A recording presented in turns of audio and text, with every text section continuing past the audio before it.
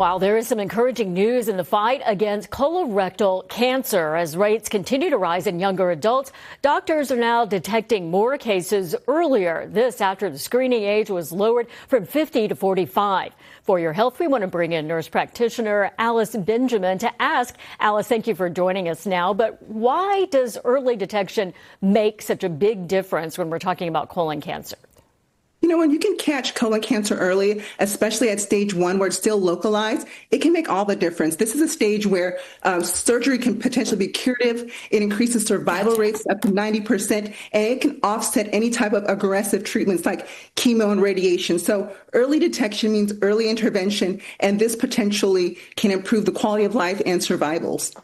So once you turn 45, is screening covered, and do you have to get a colonoscopy, or are there other options? People sometimes don't feel comfortable with that. They like to know there are other ways. Oh, tell me about it. I hear it all the time. Well, most insurance plans do cover colorectal cancer screening starting at age 45 as a preventative care measure. And colonoscopies are the golden standard because not only is it diagnostic where we can go in and see what's going on, but there's a potential to actually do an intervention, do a biopsy, remove a polyp. So that is very helpful. But for those who are a little bit leery about that because they're worried about these invasive procedures, there are other options. There are home blood tests. There is the FIT test and the Cologuard test. And basically we collect a sample of stool. We're checking it for blood and other type of abnormal DNAs that might be from abnormal cancer cells in the stool. We keep hearing so much about younger people being diagnosed. I know part of it's early detection, but do you know, are they making any progress to learn why, what's driving it?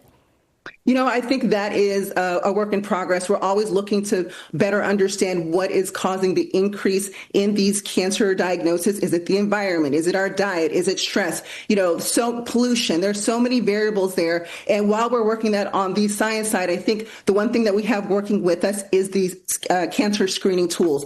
And while we've seen an increase in people getting the cancer screening, a jump of 60% between ages 45 and 49, we need more people to do it. I think one of the biggest things is letting people know that, listen, colon cancer screening, it's something that's covered by insurance, is preventative, and you're eligible for it at the age of 45, and it should be part of your regular routine. Yeah, and it is not bad. It sounds like it's going to be, but it really isn't. It's not. And I've had one, a little sedation went a long way, and I'm due for my follow-up. And listen, I would rather much undergo that than potentially have to undergo radiation treatment or surgery. And I think for quality of life, most people would opt for that as well. A million times, yes. All right, Nurse Alice, thanks for joining us today. Thank you for having me. President